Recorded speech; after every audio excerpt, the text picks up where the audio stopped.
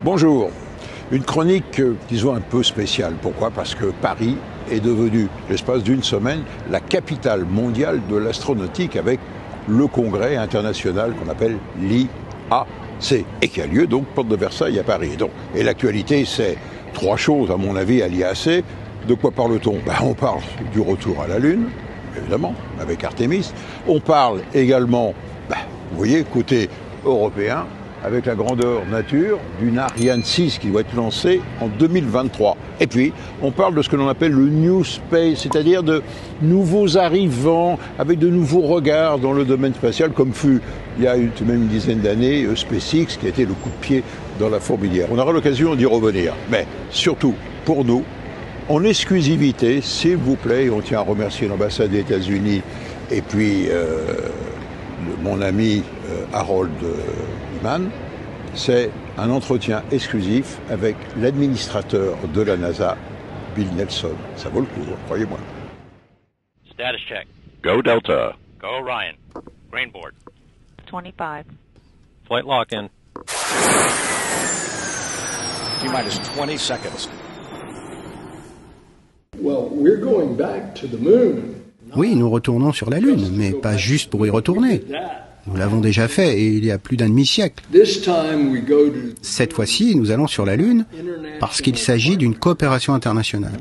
Et nous retournons sur la Lune pour y vivre et apprendre à développer de nouvelles technologies, apprendre à survivre dans des conditions hostiles, et ce pour une période très longue.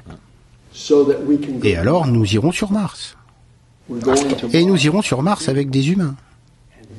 Puis, nous irons encore plus loin dans le cosmos. La Lune, c'est 3 ou 4 jours de voyage. Aller sur Mars, c'est des mois de voyage. Une fois que vous êtes là-bas, il faut attendre que les planètes soient alignées pour revenir dans le même laps de temps. Donc, il faut que nous puissions vivre sur Mars pendant 1 an ou 2 peut-être. Eh bien, nous développerons de nouvelles techniques en matière de propulsion, et ainsi nous irons plus vite. Et ainsi, on pourra rester un temps plus court sur place pour le premier vol, et nous reviendrons.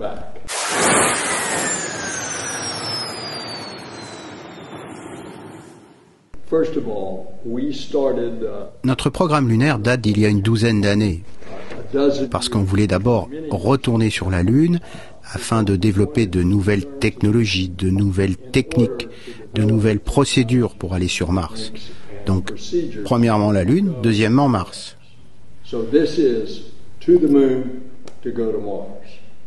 Mais je pense qu'il y a bien une course avec les Chinois.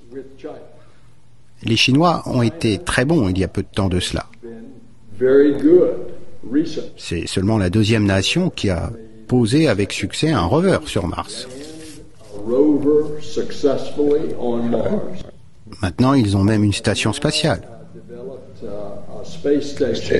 Mais les Chinois sont des gens très secrets et peu transparents.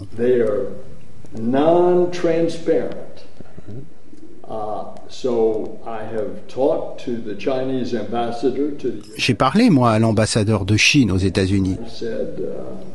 Et je lui ai dit, pourquoi vous ne vous ouvrez pas? Il m'a rétorqué, donnez-moi un exemple. Vous avez une station spatiale en orbite, mais vous n'avez pas prévu assez de réserves de carburant pour que votre fusée puisse redescendre. Et votre fusée est tombée de manière incontrôlée. Pourquoi ne pas nous avoir tenus au courant où elle devait atterrir? Secret.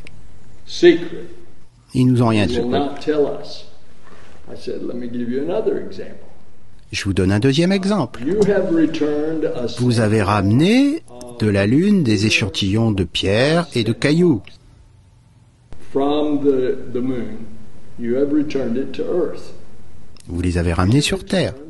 Nous avons fait la même chose il y a plus de 50 ans de ça. Pourquoi ne les avez-vous pas mis à la disposition de la communauté internationale?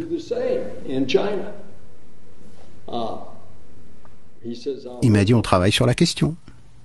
Rien d'autre.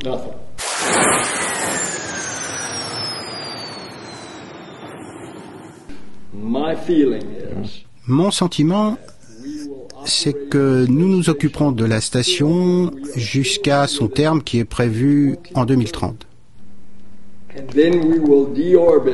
Ensuite, on déorbitera la station.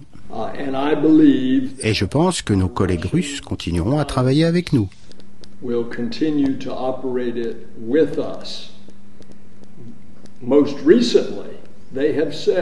Il y a peu de temps, ils ont déclaré publiquement qu'ils s'occuperaient de la station spatiale internationale jusqu'à ce qu'ils aient mis au point leur propre station spatiale russe. Je pense que ce sera à la fin de la décennie.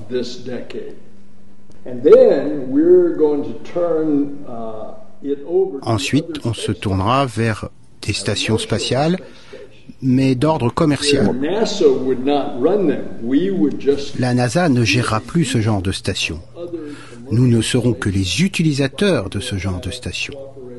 Et nous coopérerons avec le secteur privé. Par exemple, lorsque nous nous poserons sur la Lune en 2025, nous utiliserons le vaisseau de la NASA, Orion, qui sera placé en orbite polaire autour de la Lune, et il s'amarrera au module de descente qui, lui, se posera sur le sol lunaire pour une durée de 6 jours et demi. À son bord, un équipage de 2 personnes, avec pour la première fois une femme et un homme qui se poseront sur la Lune. 3, 2, 1, ignition. Ce sera un partenariat public-privé, en plus de notre partenariat international.